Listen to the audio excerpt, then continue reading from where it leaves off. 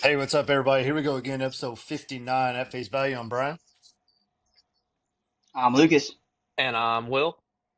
Super pumped to have you back again for another week. We are rolling in, so football is officially back. College football. We can officially stop having to watch preseason football, NFL to get us through day to day, and we can start focusing on the real sports. So we'll get into all that today, and then go into a bunch of different stories going on around the universe, and then we'll give our 5 games of the week. So. Lots to talk about, so let's get rolling. So we'll start with hugs and hikes. So, Lucas, you got a hug? Yeah, my hug's going to go to the Auburn Tigers, who made history last week on Tuesday. They're the first team in college football history to win three national titles in one day. Um, Mm, Very huge accomplishment for that program. Um, Actually, sorry, it was four. They won four in one day. So huge congrats to that program to accomplish it. I mean, that will never happen ever again. no, It's absolutely one of not. those records that'll never be broken. So congratulations to the Auburn Tigers. Uh, Won titles in 1910, 1914, 1958, and 2004. So just a huge congratulations to that program. Hopefully they rolled the Tumor Oaks to celebrate. Just a crazy awesome job by that program there. Their AD has to be super excited about all of his hires and everything. So great job Absolutely, yeah. to the Auburn Those Tigers. games in the 1910s, those are usually really big time championships anyway. We've seen the Yeah, I'm sure caliber of they. play over the years that the teams that they've played, so Yeah, big time I'm sure accomplishment. they've. Yeah, they probably watched all the film and came to a conclusion that uh, definitely a championship caliber team there Yeah. in 1910 and 1914. So You think they're gonna hang all the banners or put all those up in the stadium whenever they retire Cam Newton's number? Just bundle it all together. that, yeah, dude, all in one. That wouldn't be a bad idea. Got no reason Yeah, not to, so that's right, just put them dude. all up there. What? Do you But think this will start a seriously, trend? like, there's no way. Like, and this is even more reason. Again, you don't have to get to 24, 28, but like this is the reason a playoff needed to happen a long time ago. So you're not sitting here debating about, oh, you could just randomly pick a national championship. I'm sure Texas A&M would love this, just keep going. But I don't know. A&M would have a freaking huge list. Not really. I mean, we haven't been good all Yeah, that. There's not many arguments to be made about years where we could claim a national title. but I didn't do any research on 1910, 1914. LSU actually was the sole 1958 national champion, so I guess now they're co-champions in 58. But like, I didn't do a deep dive on those teams, but like, '04 was actually the only gripe, I think, yeah, because they didn't get in for the BCS. and they were undefeated. But still, like Yeah. UCF, they do the same thing. Do Um, they actually claim a national championship? oh, there. I saw a graphic this week. You'd be surprised how many teams have claimed titles For throughout sure. history whenever it was up to which we've already all agreed that I mean the BCS wherever you want to say about the BCS, at least they had the game. 'Cause ever before that, it was just a bunch of riders just Yeah, deciding who they would claim Yeah. as the champion. So, I mean, and that's really, like the whole for sure. That's like the whole USC yeah, thing in 2003. Like I think it's co-champions with LSU and USC. But like, of course, all the AP writers on the West Coast are going to vote for USC. Like that's just going to happen.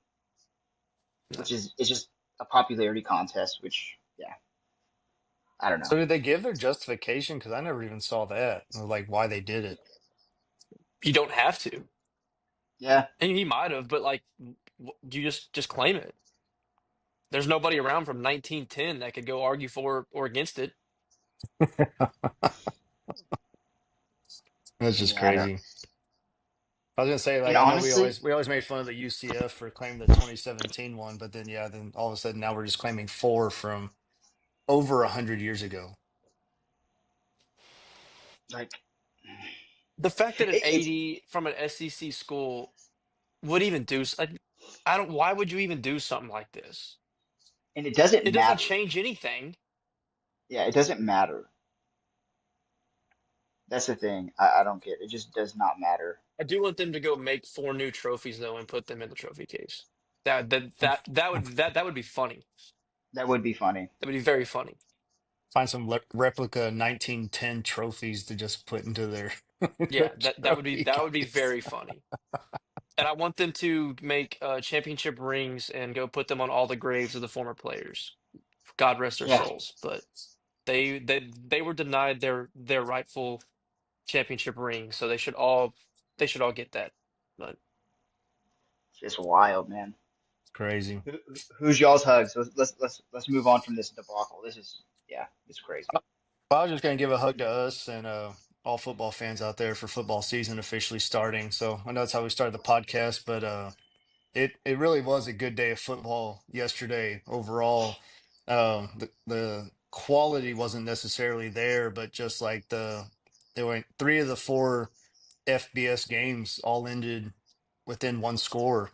So I mean they were three good like competitive games. Again, like the quality of competition wasn't necessarily high, but still three one score games. So it's good to be back. It's yeah, a good intro. in the night on a walk-off kick, so can't ask for much more than that. Dude, so I'll give an extra hug because I forgot the Hawaii kicker's name. Did y'all see the story behind him? Great From story. Japan. Great Yeah, story. so he's from Japan. Like he just all of a sudden decided he wanted to kick and like learned watching YouTube videos, learned how to kick, and then all of a sudden he's playing for Hawaii's football team and hits a game-winning field goal. So kind of crazy, but good for him. Yeah, it's pretty wild. Just shows that anything is possible. What about you, Will? My, What kind of hugs you got? Uh, I'll give my man. I'll make them both quick because I think that they're both very deserving. So the first one is Tommy Fleetwood getting his mm, first career win today. Was it 164th start? Am I saying that correctly? I Wow. I Yeah, I believe believe don't something know. like that. 164 start on the tour, 30 top five finishes in his career, and finally got the monkey off his back and won a PGA Tour. Probably the most consistent player that hasn't won on tour right Hmm. now. I mean, For he's sure. been he's had hell 2 weeks ago. I think he almost won. He had the lead Yeah, going into the choked it. end and kind of faltered there. So quick hook to Tommy getting that monkey off his back. It was a lot of the PGA Tour guys were all happy for him. So Did you see the purse that he won? Like the 10 one mil. tournament that he wins, he gets a fat $10 million check. See, so the way that I don't like that. Do you want to get into that now or bring this up again later? I mean, it don't matter. I mean, we can get All into right, it. we can get into it. So they changed the format of the tour championship for the last one. So before, whoever was leading in points would get a stroke advantage, and it would be tiered down depending on how many points you had. So like last year, Scotty came in had a two-stroke advantage over whoever was in second place. So they got rid of that because they wanted the last tournament to mean more. But then what was the point of keeping FedEx Cup points the entire season if you're not going to reward the guy that played the best the whole season, if that's what the point of the FedEx Cup is? Like, if you want the Tour Championship itself to be its own individual thing, everybody starts clean slate, that's fine. But Don't just count the have a regular points. purse, and the Yeah, points winner then still gets the extra money at the end. Because what was the whole point, in Yeah. my opinion? Could be wrong about that, but I, I get it for like the cutoffs, but again, at the end, why the massive fat check for the guy that didn't really win the season long deal? He just happened to win the last one. So Hmm. yeah. that's kind of my thought on that. But anyway, the other hug is for Stanford, the Stanford offense. Specifically, the running back group, and I'll give the offensive line a hug too for the There for you the big go. guys up front. They scored their first rushing touchdown, guys, since September 2023. They went Mm. 20 games without a rushing touchdown. Which is unbelievable because like for years, like that's what Stanford was known for, was their running game. And But now Oh all of I a yeah, should sudden, say a rushing touchdown running by back. by a running back. Yeah, let me clarify Yeah, that. Yeah. But like 20 they're games is an absurd number to go for a running back to not score a rushing touchdown. yeah, because they like I said, they had some big time running backs for several years at least in a What row. CMC? Like I'm trying to remember who came after him because they had another one right They after were. him. Yeah, Yeah. Bryce Love was there. Bryce Love. That was the one I was thinking of. Yeah, there was another one like Toby Gerhart back in the day. Obi Gerhart. Yeah, He was he was Stanford, right? before CMC, right? Oh yeah, he was way before Yeah, CMC, but that's what I thought. but I gotta look this up. they've had some guys. They've had some guys. So right now they don't have a lot of anything. They would probably be better off with retired Andrew Luck coming out of the press box to be their quarterback than what they're rolling with this year. So But bad, dude. Yeah.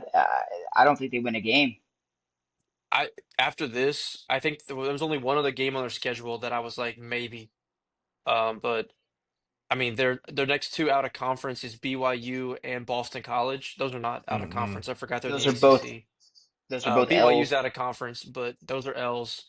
And then their only other winnable game is versus San Jose State, and that's and probably an L to L. I that's was gonna not a say that's gimme. not in. It's at Yeah. home, but it's not a gimme. But I feel like San Jose State's going to be a better quality team than Hawaii. Oh, for sure. Yeah, Oh man. it's not looking good for the old fighting trees up there, boys. So Yeah. I mean, look at their like travel schedule this year too. Like they got to go to Miami and to North Carolina. That's two of their uh conference away games. Like they're literally traveling across the nation for two of their like it's just Dude, bring them to the Pac-12, man. I'd love to. I'd love Texas State to play them every year. they would probably take that right now too. Just we suck. Oh We might yeah. as well save some money. Yeah. I can't This see whole their ACC thing was attendance. a good try, but we're gonna go back. I can't see their attendance records being broken this year either. No. Not with that product. Oh my gosh.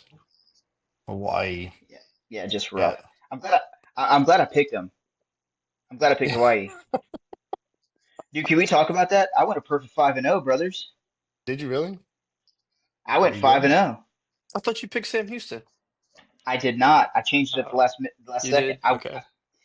Yeah, dude. Oh, that's Oh, right. You because originally we picked Sam talked you Houston. into You that they flipped. weren't that good last year.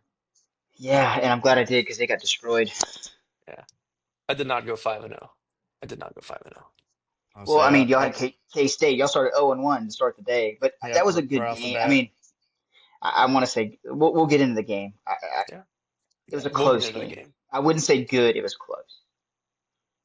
It was ugly for sure. But yeah, we'll get into Yeah, it. So what about your hike? You got a hike, Lucas? I do. I'm gonna take the University of Arkansas. I'm gonna tell them to go take a hike. So the SEC just came out with the new rules that you're allowed to rush the field after 3 minutes. And Arkansas says we are going to do that.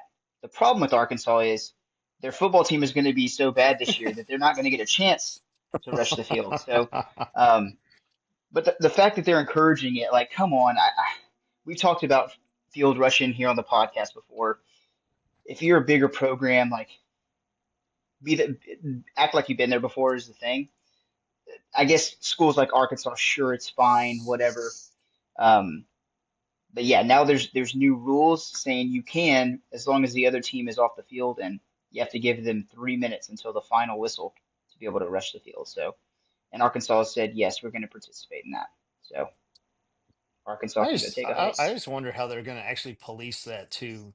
It's Like gonna be hilarious. if you Dude, they're legitimately going to have get a like a countdown big timer time win, that's what I mean. They're Like gonna be like caged dogs ready to jump on over the the fence. jumbotron. yeah, The opposing team is just sprinting off the field. Yeah, yeah, dude. Like and like is they're going to about be to the get stands counting waylaid. down. 5, 4, Actually, 3. I said Like, they probably won't because the opposing team's gonna be pissed. So they're probably gonna like slowly meander off the field. Now that I think about it, they're not gonna want to like they're gonna want to be a nuisance. And That's yeah, what then I'm saying. Like by the time it's time to rush, like it's kind of lost its. we've been waiting here for 10 minutes. Now we're just gonna storm the field. Like, Yeah, exactly. But that's what I'm it's saying. gonna Like, be very funny. yeah, but like you're already you see the way that they rush the field now. Like they're already like crowding the fence and all that. And you think security's gonna be like, nope, 3 minutes. We gotta Yeah, set the timer. Like, hold on. Like, just dude, there's no way. Like, no shot. But yeah, just a wild rule um, in general. so is that But like they're still keeping the fine for rushing, but now they're just giving you a time to do it? no, Or they're No, no, wow. as long as yeah, That's everybody's kind safely of removed, the fine, there's no fine.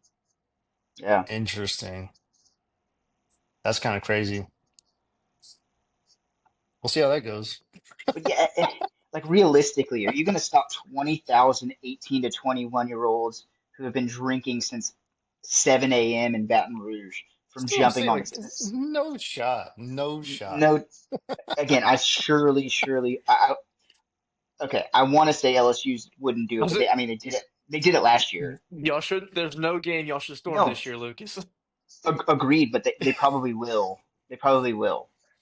Um, the one thing a lot of people do talk about, they're like, oh, it's a great like recruiting tool. Like all the recruits think it's awesome. They take pictures and stuff. Like, nah, get that out of here. I don't like it. But I mean, LSU. If LSU beats, I mean, I guess we really don't have any big home games. We play Alabama away this year. I guess we I do mean, play OU. No, OU is going to be in Norman this year. the biggest It's home A game and you'll M. have is A&M. Yeah. Hopefully, A&M's good enough that it actually matters at that point. But If that they would be if the LSU biggest home storms the game. field, if LSU storms the field after No, beating Texas A&M, I there's will literally no flip. shot. There's no Yeah. shot. The But there's only like I'm way is if it's like A&M rolls out a bunch of wins is in the top five, but still, they mhm. still should never do that. I'll say, and hopefully They should LSU's like never. at that point winning too, and they're like number one, number two. Like LSU should then, have. I'm foreshadowing here. LSU should have one loss at that point. Yes. but I'm just looking at Arkansas' schedule. Like the only two legitimate home games they have where that would make sense if they found a way to do it would be Notre Dame and Notre Dame, A&M. yeah. Yeah. Like those would be the two. Yeah. But I saw that and I thought that was funny. Well, I'm gonna go off the sports world, and I'm gonna tell Cracker Barrel to take a hike, dude. Oh So yeah. Yes. Cracker Barrel has completely branded. They've taken the cracker and the barrel out of their logo now. So yeah, it's just this bland, this bland, just Cracker Barrel with a little. It's It's a horrible logo. so Like bad. it's just like it's all we had left, dude. It's all we had left. And Dude, now what do you think the conversation in that boardroom was like? Like that's what I want to know. It's like what did you see about that? That's like we got to change. We got to be different. and this Like is a good idea. yeah, this is a great idea. Let's just take off like what everybody recognizes and just make it this bland, just square. This says Cracker Barrel in it. Like Like it's like I mean Cracker Barrel isn't the most recognizable brand in the world or anything, but like UT's never going to take their iconic Longhorn logo and put a cow on it. Like yeah. that's never going to happen. You know what I mean? No, for sure. Nike's never going to be like, you know what? I don't want the swoosh on my shoes anymore. Yep. We're just gonna put the word Nike. Yeah, it's just crazy. I really do want to wish I could be a fly on the wall in those boardroom conversations. I would like to And be on one now, considering they're what 250 million down in stockholder shares. Yeah, dude, it's yeah, bad. They're in the tank. Like Like whoever it's whoever bad. all did approve this, their asses are in the jackpot now Yeah. because yikes. Yeah, because you can't go back now and put it back up No. there. Like, I'm sorry. Yeah, like you just yeah, gotta ride it out and woof. because in mm, the marketing world too, you got to know your audience. Bud Light went through it a few years ago. Um, like there's been like the Aunt Jemima thing with the oh, syrup. That Lily. was a big Yeah, yeah. Uncle Like there's Ben's. been yeah. It's mm. just like you have to know who buys your product.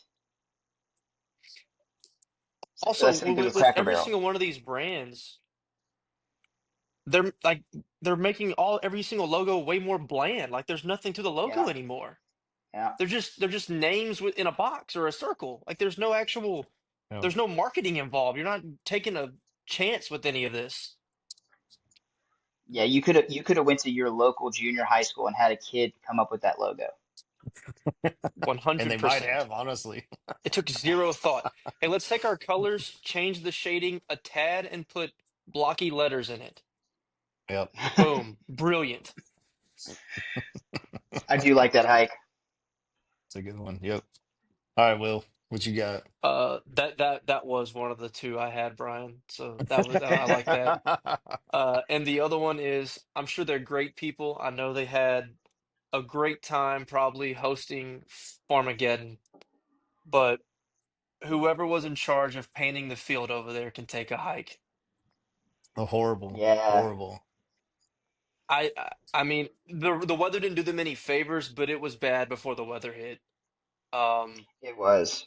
I'm assuming they must have had to there must be a ration on white paint because you could not see the yard lines, you couldn't see the numbers, the team names in the field, the Big 12, I mean all of it was like so shaded out, like they were just out of paint. Well, It looks like they. Go ahead. did you see that the teams asked about it and they repainted it at halftime. Like they repainted the almost the entire field at halftime. Like they showed a clip after they came back from the break at halftime that they were painting the end zones and you could tell no difference. And I guess that's how Yeah. much rain and stuff was coming down to where you couldn't, it just wasn't sticking. Yeah, during the game it would have been rough because the field condition took a big hit, but I mean at kickoff it was still like, hmm, they probably could have probably could have put another two or three coats on this here to so we could all see what's going on. For sure. But Yeah, it looks like yeah, they like painted it like halfway through the week and then mowed it on Friday, and then like all the paint just like trying to get that yeah, true farm look. That's what it was. So I guess. But they play soccer all the time on it and there's usually not an issue. yeah. You know, that's the odd thing. It I looked don't like a know. normal high school practice field that like doesn't really get maintained that much. Yep. Yeah. But And it was a Mm. conference game that might yeah, determine the outcome of the Big 12. had huge ramifications, huge Big Yeah. 12 ramifications, and probably college Yeah. football playoff ramifications. Absolutely. Uh, Well, maybe but later yeah, on the season, Kansas State will just claim the win or something, and then change It's everything. true. So, Take it, call the Auburn AD and figure out how to do it. oh man. So yeah, those are hugs and hikes. So let's get rolling into it. So there's one funny thing that I saw this week in the NFL. So Silo Sanders, he got signed as an undrafted free agent by the Tampa Bay Buccaneers. Got into a fight in a preseason game yesterday, got ejected, and then today he got cut. So he is now a free agent. So not a great start for one of the Sanders brothers in their NFL career. So Man, and I've been seeing clips coming out too, and they're Shadur's just so hard to like. Like he oh makes yeah, it so hard to like him. Like some of the clips, I think the GM was on the sideline talking to him about like, "Hey, you did pretty good out there today." He's like, "Pretty good." I'm like, dude, like, come on. The GM's giving you a compliment. Like, yes, sir. Is there anything you need to improve on? Like, what can I do? Like, nah. He yeah. just goes, takes it to heart that he like didn't tell him that he was doing amazing. Like, Well, it's I just mean, hard to like him. he had a decent first showing in the preseason. He's like already calling out like one of the Browns legends that was like trashing him and was like, hopefully he's got something good to say about me now. Like, dude, like you're playing against backups and you're playing against like all these like guys that are just trying to get a spot. Like you throwing for 140 yards, like doesn't mean that you're all of a sudden just some star in the NFL. Like, Yeah, it's well, you got beat out by 40-year-old Joe Flacco. yep. I'd keep my mouth shut a little longer. See, and he might have gotten well, beat out by Kenny Pickett too, and possibly Dylan Gabriel. Gabriel had a pretty good preseason as well. and that's what I was gonna say is like, there's still a chance he gets cut. No, The There Browns is a chance, GM, yeah. the Browns GM came out and said that it's a very plausible chance that they keep four QBs, which is crazy. Wow. I don't Mm. know if there's ever been a team that kept four QBs on the 53-man roster. Now you could cut one and then re-sign them to your practice squad. That happens quite a bit, but um, usually it's a starter, backup. Maybe you have an emergency because they Well, I was changed gonna that say rule a couple years ago. But to like the carry way the four on a roster, 53 is insane. yeah, like the way the rostering works is you can only have two active quarterbacks on the roster. Yeah. And So then like, and then like and then your third guy is like your Emergencies. is an emergency. emergency, like he's dressed So out, and then like there is no fourth guy. like Like, he would want to keep four, and they would just be guaranteed inactive. yeah. I So you're wasting nuts. two inactive spots every single week. Or yeah, one of them technically could suit up as the emergency, but Or yeah, true. But you're wasting one yeah, because I mean, I mean, like, I get, I guess when your starter's 40, it's probably not an outlandish thing, yeah, but and like Pickett's presumably the backup, but he's been out since late July with a hamstring injury. Like he didn't participate in any preseason games and didn't wasn't I don't think he did really anything in camp. So he's your backup and he's not even healthy.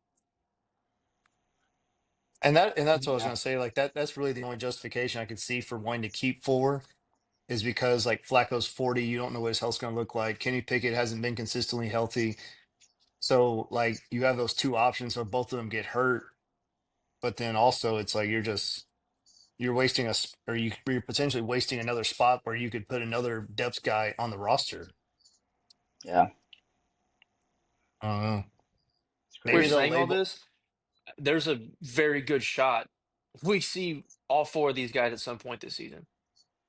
Oh, Oh, for sure, yeah. Like, and that, so it's an insane thing for him to say, but it's very possible they all take snaps for the Browns this season.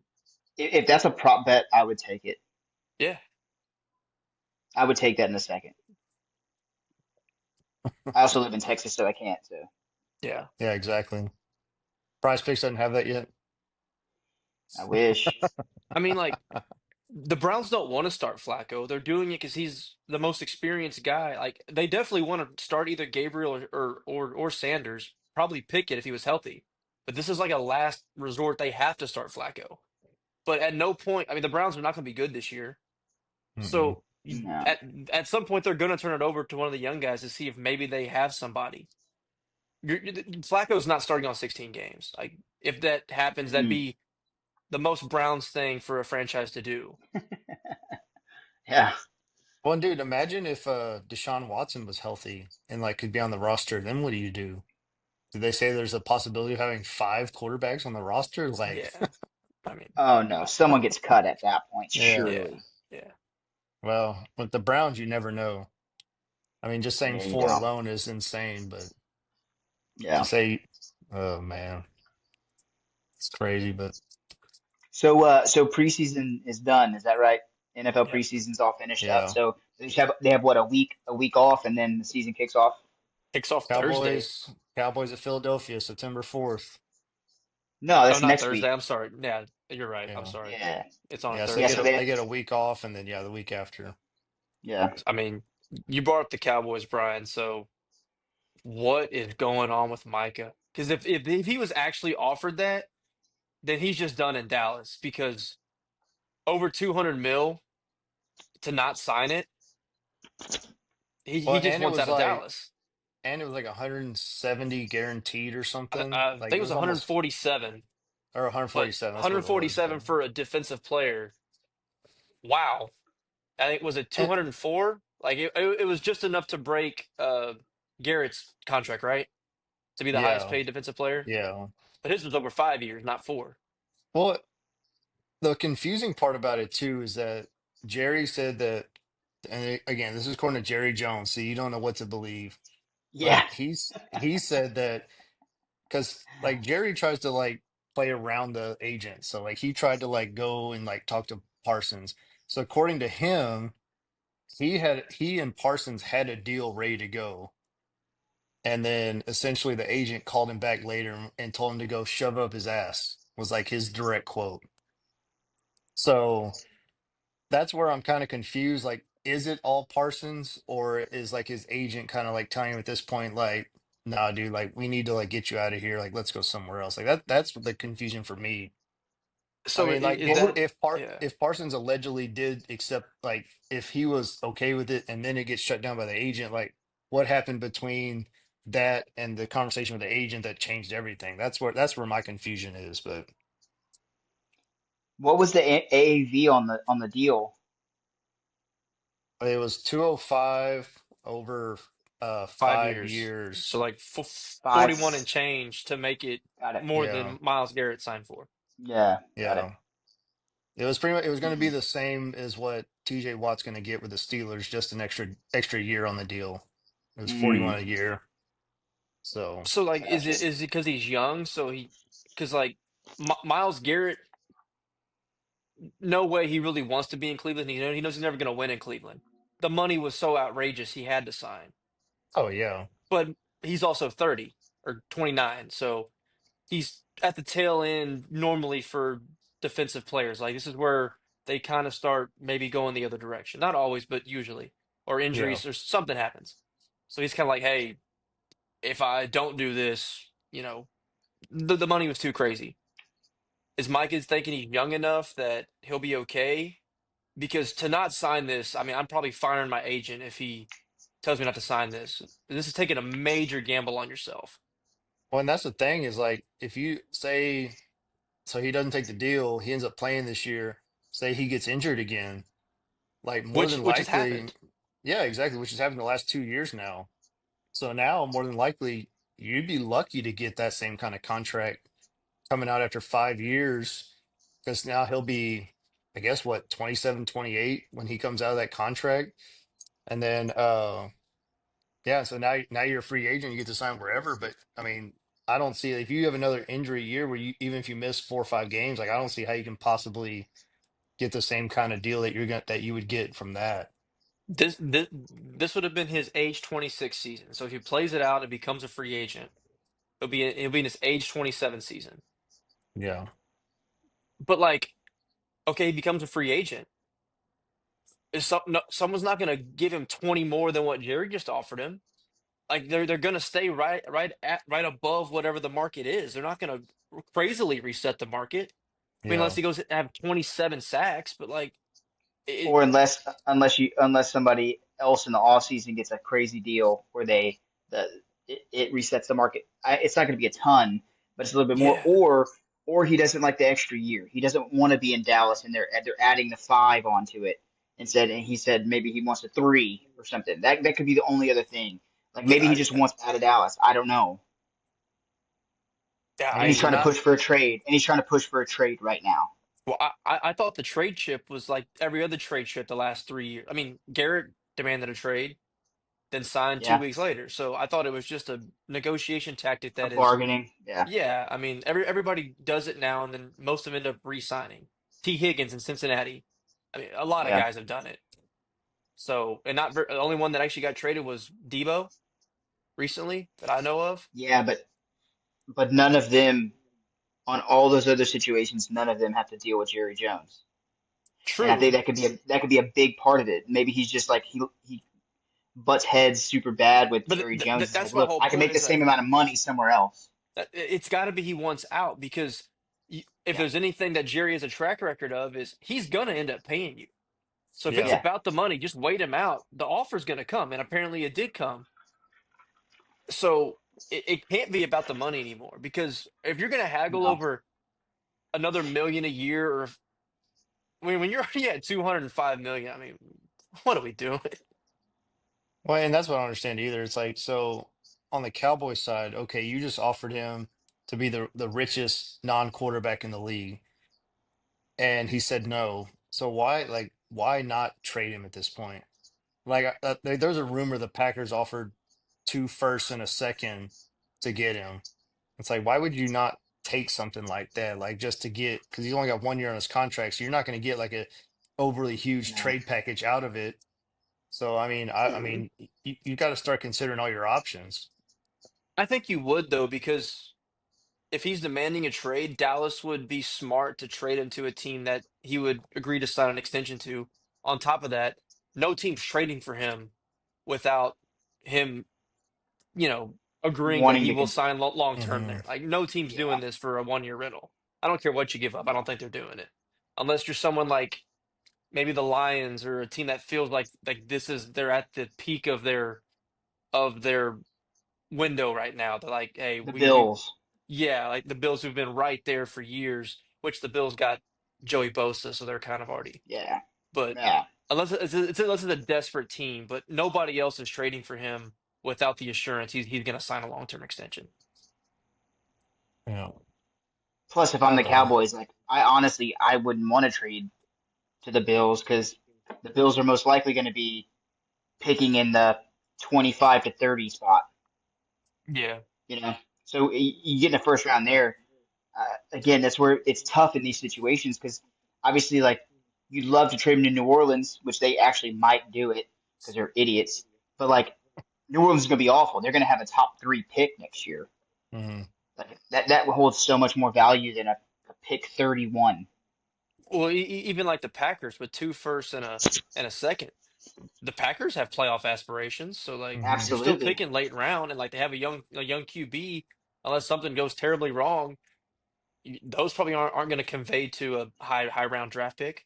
No, and I can see Jerry kind of saying that's why we don't want to trade him because the suitors that want him are going to be in those situations Correct.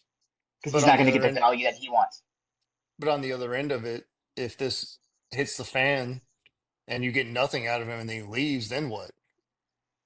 Do you think he would sit out an entire season and not play a single snap? I'm not saying it's an entire season. I'm saying like he plays out this season and then he just signs somewhere as a free agent. So now you've got I mean, nothing out of him and you don't keep him. yeah, Yeah.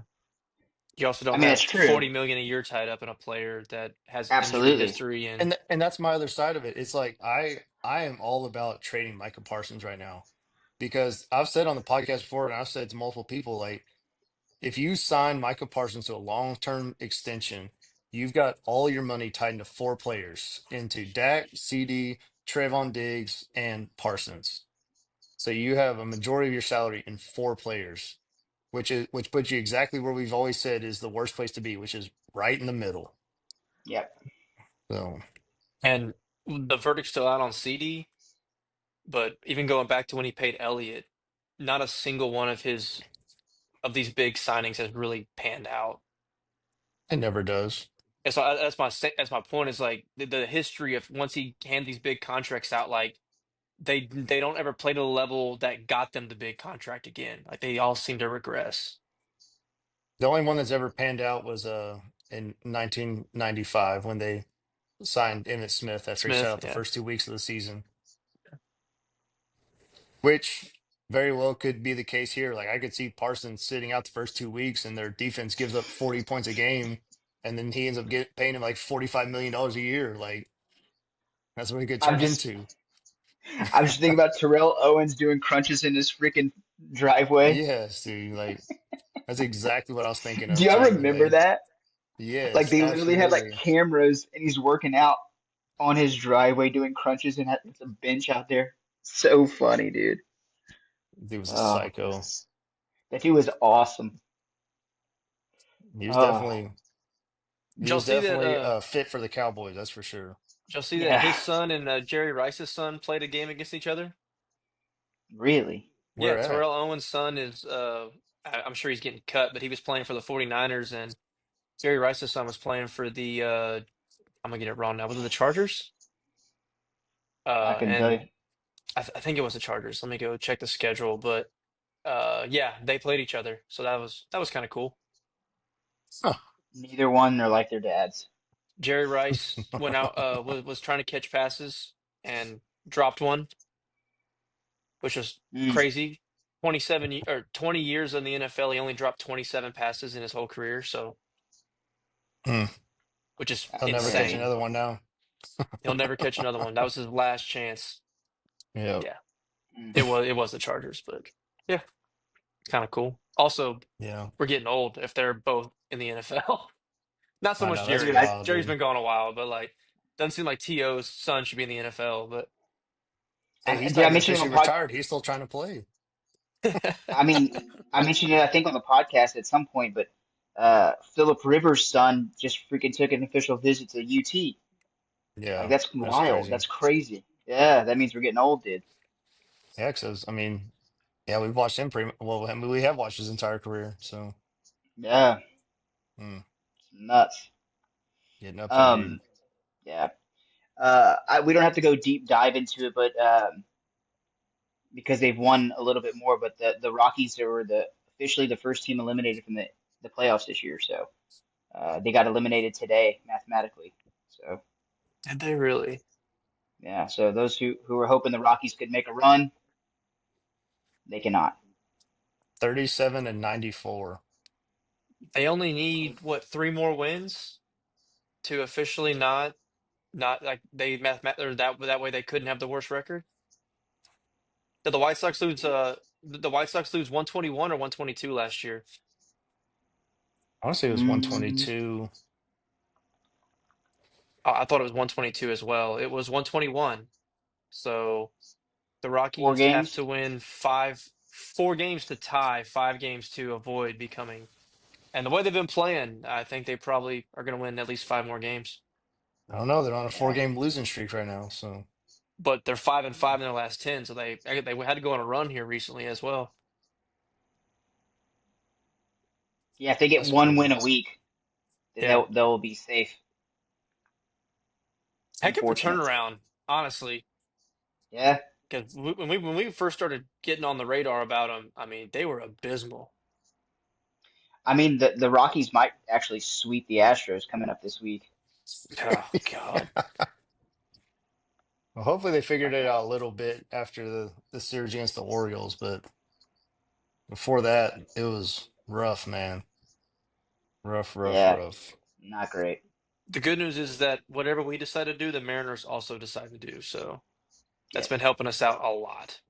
After all this, we still have a two-game lead, which is Yeah, absolutely unreal. because the Mariners were like they're 3-7 in their last 10. Yeah. I saw something. There was a streak where the Astros were a game ahead of the Mariners, lost six out of seven, got blown out in all six of those losses, and at the end of that, they actually gained half a game over the Mariners in that Yep. streak. That just happened. It's so crazy. So crazy. But yeah. The Rangers are playing well too now, so they're back up to 500, only 6.5 out of the first place. Mm, Mariners as well. Cal Raleigh today. Just see he hit two more bombs to. He's Break hit the the most record. home runs now as playing primary catcher, mm-hmm. Crazy, man. up to 49. I mean, we have a what 30 something 30 games left at least. Like he's gonna hit five, six 55 at more. least. Yeah, 55 bombs. Yeah. Also his ninth multi home run game of the season to become that's the most any switch hitters ever hit in a season as well. So Wow. impressive season. I mean, we've talked about it before, but just impressive out of nowhere season. Yeah. Yeah, because you didn't really know much about. I mean, well, you knew who he was before this, but he never really like stood out. And then all of a sudden, yeah, it just starts going off. Like it's been pretty crazy. Yeah, I mean, he'd never hit 30 before, right? No, I don't think so. Mm-mm. If I'd hit the Which Is right he now, gonna get to? Is he gonna get to 73? I don't think we're gonna quite get there. well, dude, he Uh, what was he at the All he Star had hit break? He 30. was at like His what 36 or something. Yeah, because Like he, so his previous high was 34. So at the All-Star break, he had already hit more than he had ever in a season. wow, Hmm. oh, that's They crazy. should. They might need to check him. They probably have multiple times. Yeah. Oh man. Well, on the college football side of things, Bryce Underwood has officially been named the starter at the University of Michigan. So I mean, the hype is real. is it like you can't realistically pay a I don't kid two know. million dollars and not have him start? Not start him. No, for sure. You know. Dude, Um. speaking of, I'm kind of going off a little bit, but did y'all see the ESPN's tweet that they ended up taking down? So they put a tweet, or I guess it's a post on X now, where they put all icons here or something, and it had like Bryce Underwood, Arch Manning. They had like 10 WNBA players on there, but on the other end of it, they had no golfers. They had one NHL player. Like they left off like all these like big time names from Bad. like throughout history. And so people just went in and just absolutely just tore them to shreds, and they ended up deleting the posts. Like they took it off completely. It wasn't I even didn't up two s- hours. It wasn't even up I two didn't see it at hours. all. Oh, dude. Yeah, like It was I'm looking this it up was right bad. now.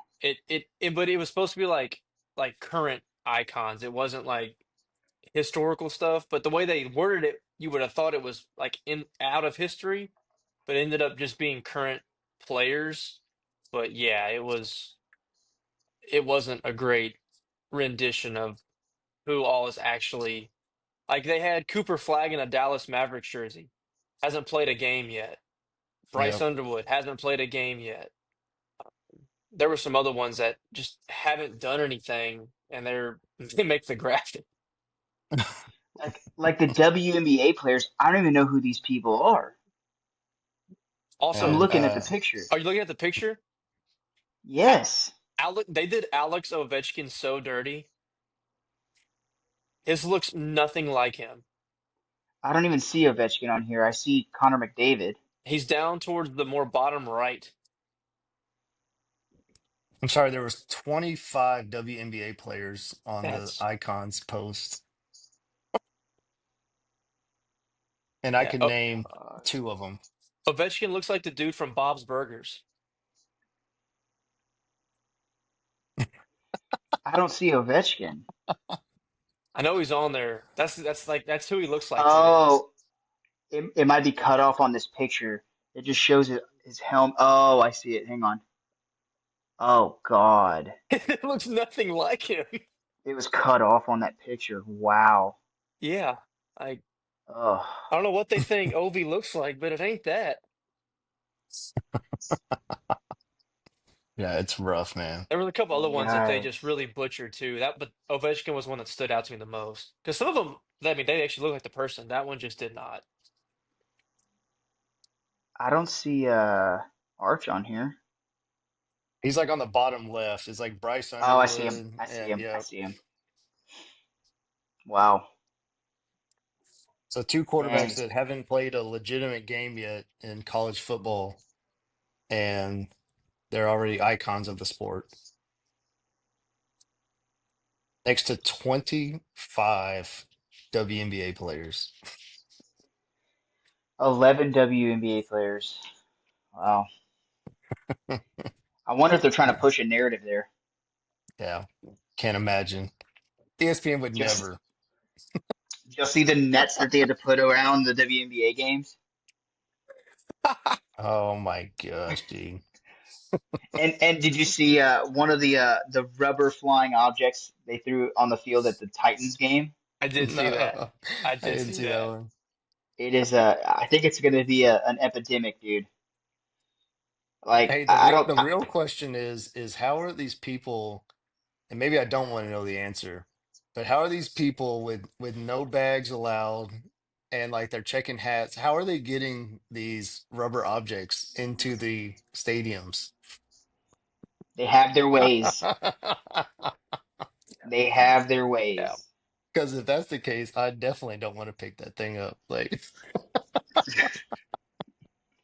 But dude, like I honestly think like this is kind of like a meme thing now. Like I think we're going to start seeing this more often. Like in every sport. oh yeah. Like you would never think they do it at a Tennessee Titans like preseason game. No, but at some point it's gonna stop being funny. Yeah, yeah, But for it right now, will. it's still great. Because at first, I mean, yeah, okay, I guess somebody could get hurt. I did laugh very hard whenever the first one showed up. Just wild, dude. Just wild. Meme Oh culture yeah. these days is so Yeah. good. Oh yeah, dude. That's definitely going to get hit on South Park.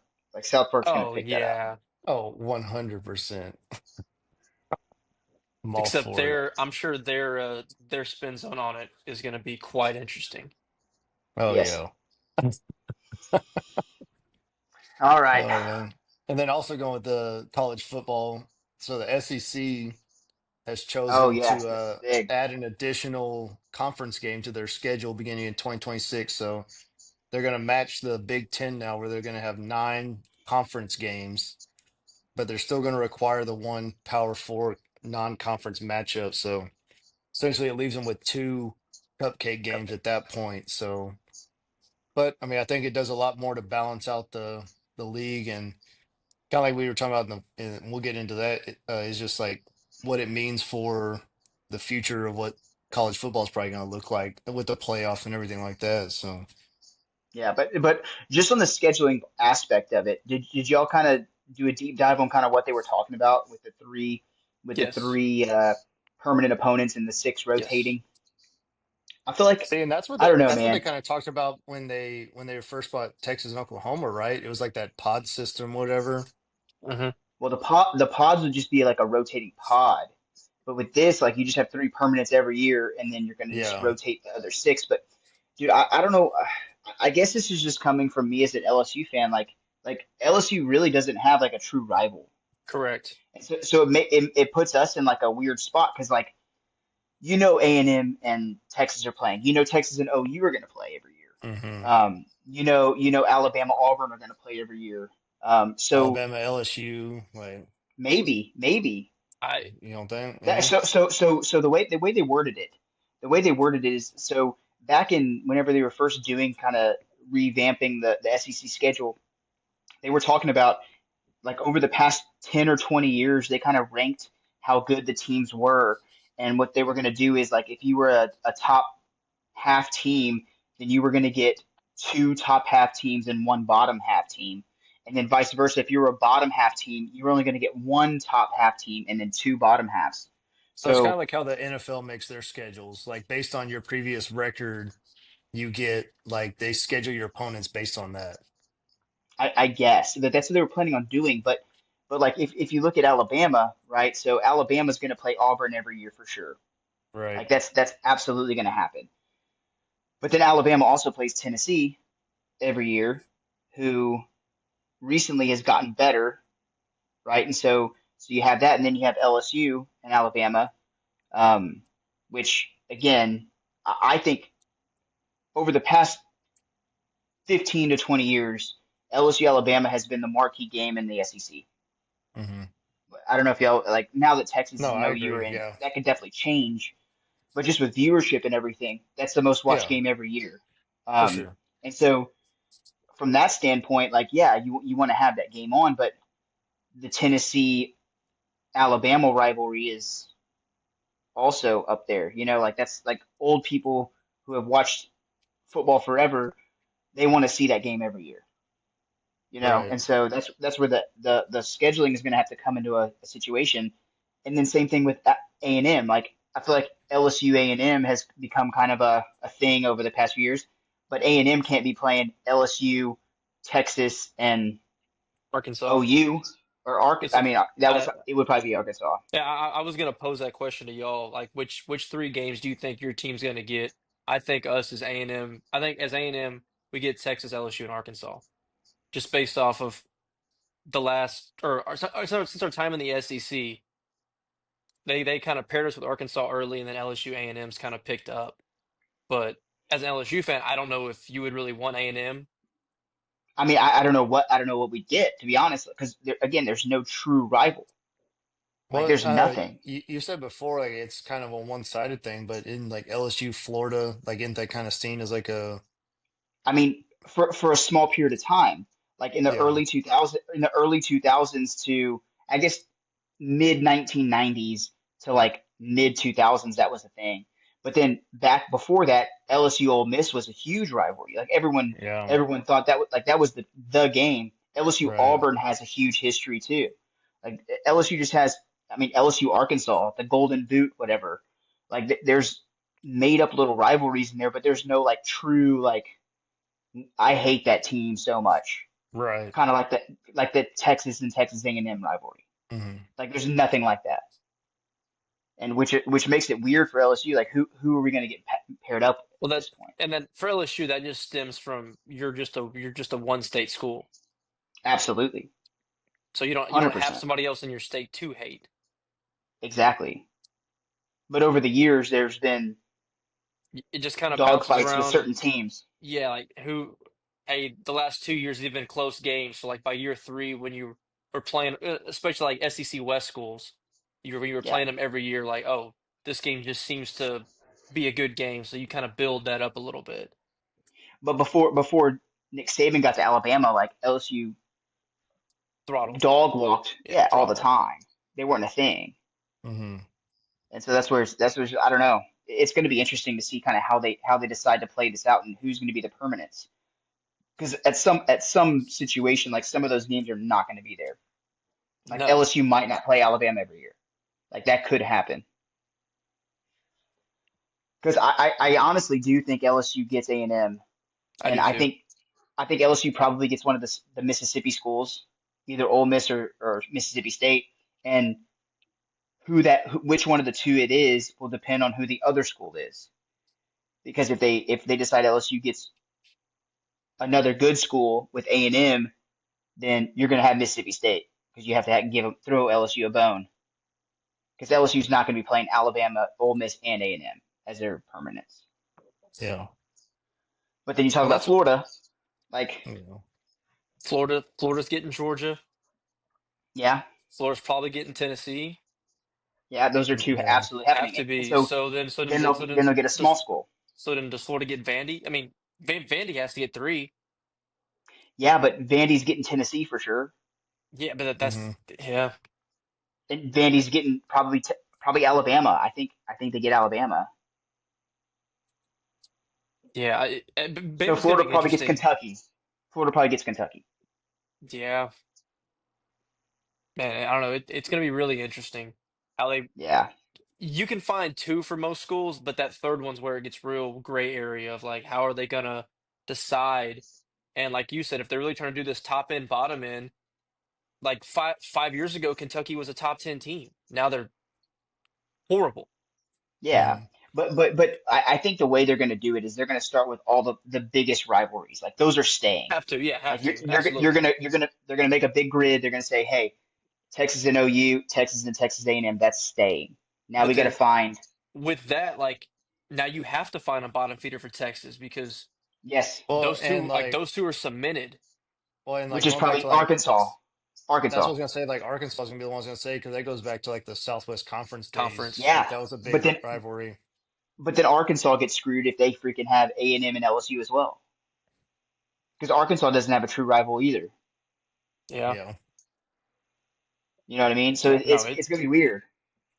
Well, and that's the thing is like you're gonna have like you're saying like you're gonna start at the top of your big rivalries, and there's gonna be in schools in there that aren't very good and don't really have any big rivalries, so they're just gonna kind of just get thrown in the mix somewhere, and like you said, they're Yeah. gonna get screwed, and they're just gonna get freaking walked every year.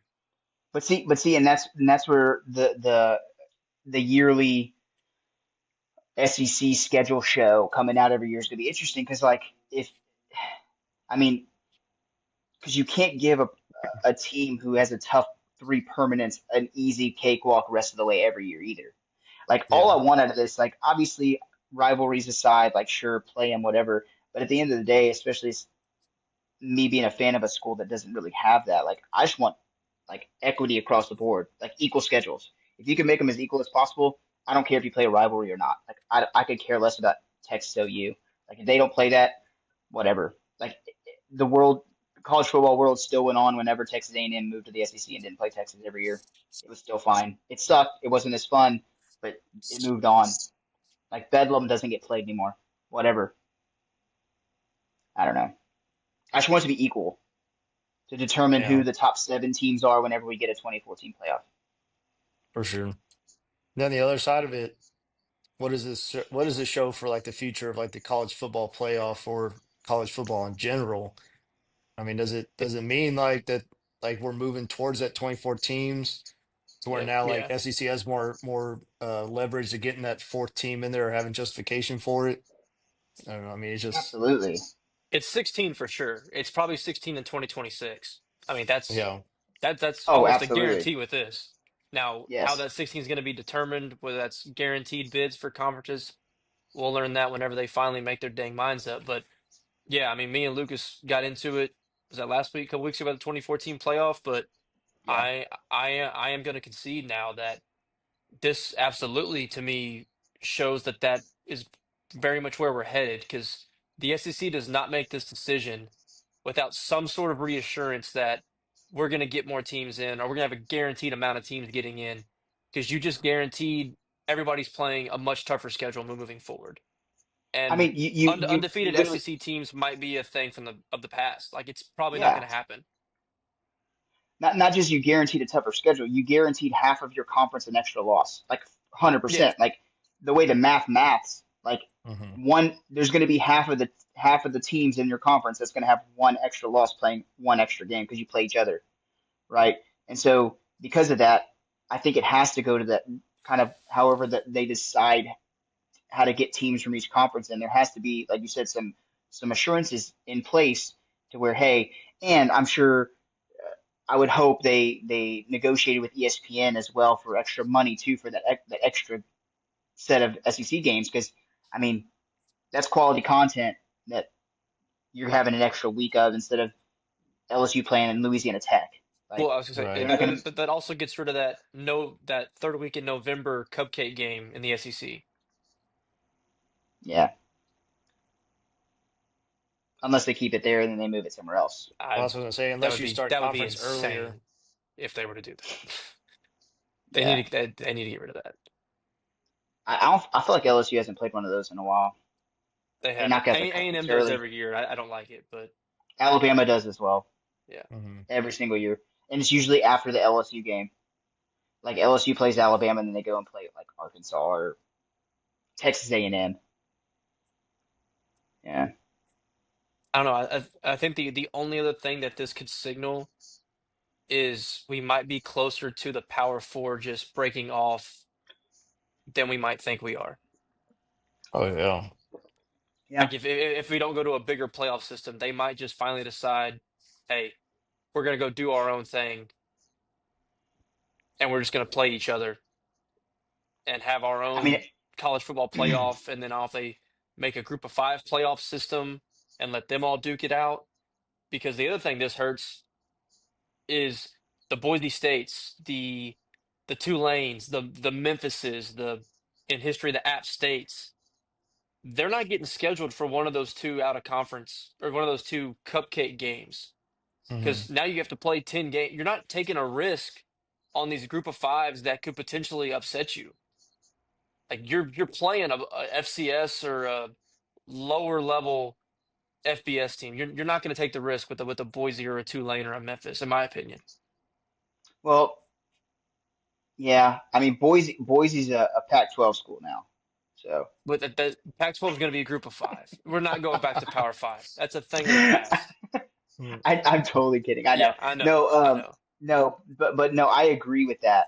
But I think I wonder if the way the Pac-12 is kind of revamping everything, if they're going to try to throw their hat into the table to kind of get a team in, like a guaranteed, at least one team in as well, which the Boise, I mean, Tulane is still not in that spot. But um, again, I really don't care, to be honest. Like, I want the best teams to play. I want to watch the best teams every week. If that means they need to try to funnel some resources and try to get into one of these conferences when they expand, if they decide to expand again, they need to do that. But I mean, this I want the best product on the field every week. I don't want to watch another freaking Hawaii and Stanford.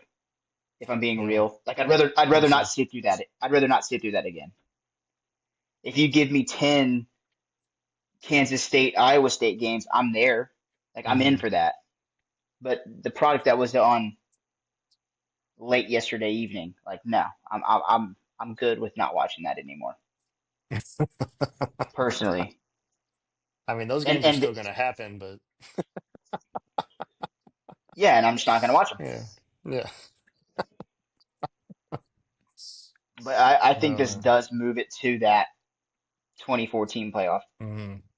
which we don't have to argue about it again. But I'm all for it. I mean, I'm mentally preparing myself to have to be all for it because I mean, I don't know.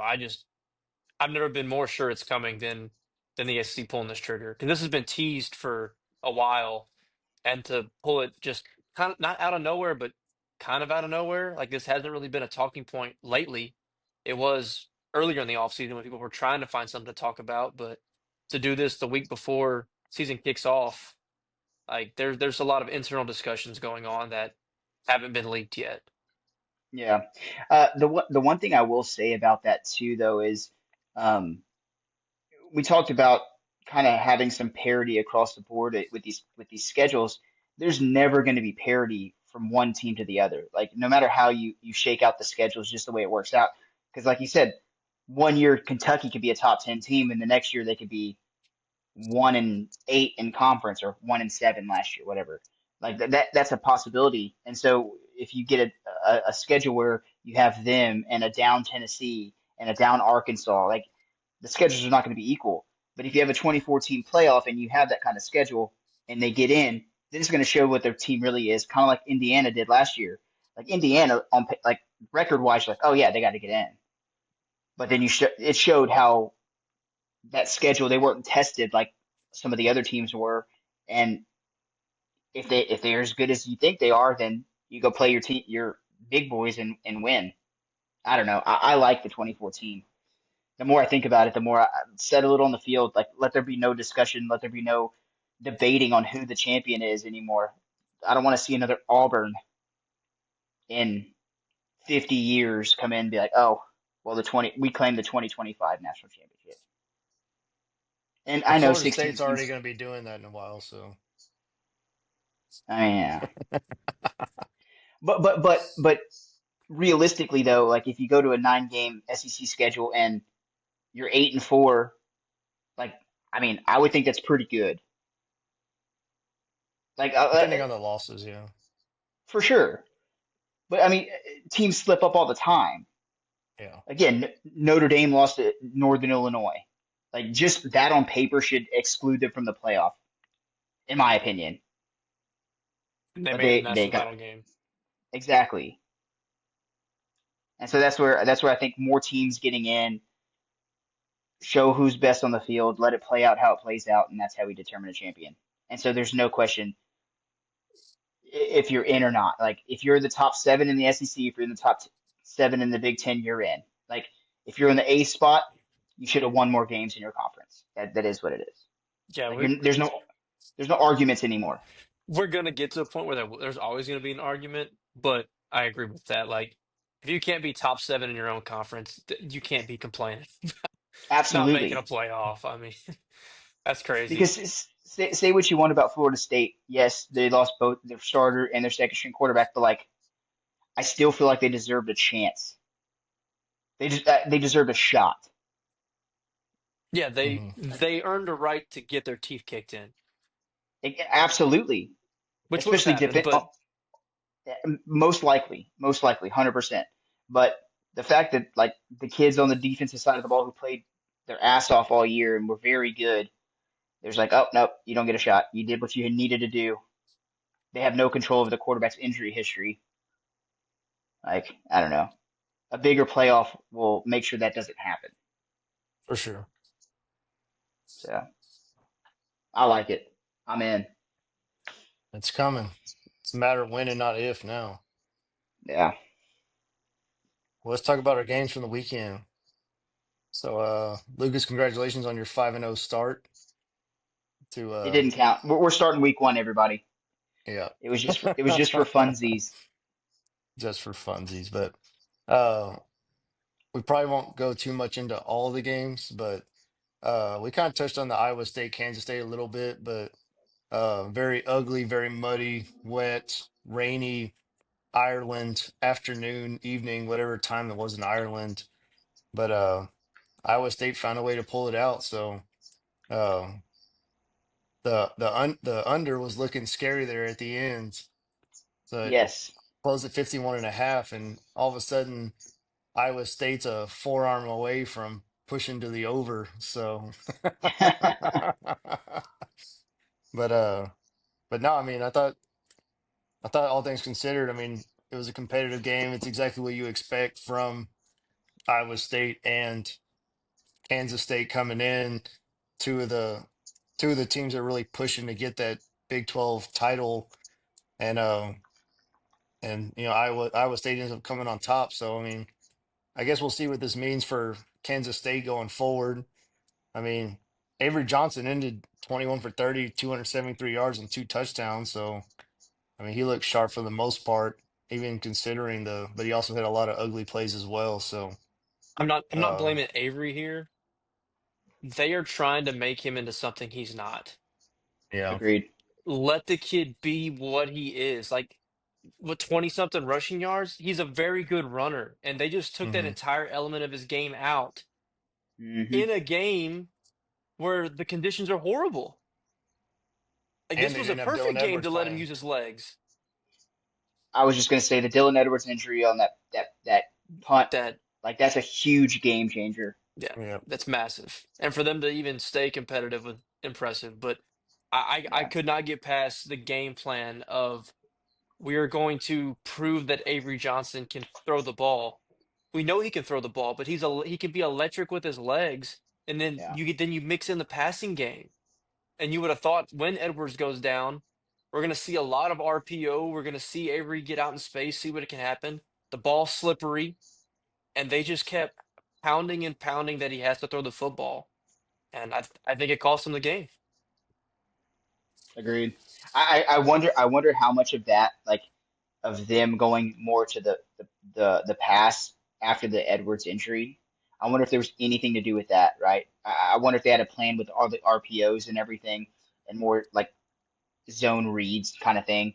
And then he got hurt, and they decided completely flip the script. Um, I mean, it it, could it, have, it but you're probably running two backs anyway most of the time. Like unless yeah, you have that much less confidence in your backup, which true. would be a little bit scary. But Yeah, yeah. I Yeah. don't So know. I It was, was it yeah. was interesting. Rocco Beck, I mean, he made the plays down the stretch though too. Like Yeah. he really did. He looked pretty good when the game was on the line. You could tell like veteran dude came in, did what he had to do. Um, so I mean, I don't know. And Iowa State's running back, that white dude, he reminds me of Scatabo. Like he was a 2.0, hard runner. He was a 2.0. hard runner, dude. Yeah. So look out for that dude coming up. I don't even remember his name, Carson Hansen but Hanson. That's right. hit the over in prize picks. So, What's that? so he hit the over for me in prize picks. So I'm a fan. Nice. Yeah. Uh, But yeah. um, So that's how it what did y'all? started. So go ahead. Yeah. Now I was gonna say, did y'all catch any of the Kansas game, the Kansas Fresno State game? Watched a little bit. Didn't watch too Yeah. much of it, but I don't know how much of that was Kansas is still decent as much as it was that Fresno State is just not good. But I think it's a little of both. I was gonna I say mean, both. Fresno's worse The than I answer's thought, yes. but yeah, the answer is yes. I mean, I thought Jalen Daniels looked really good.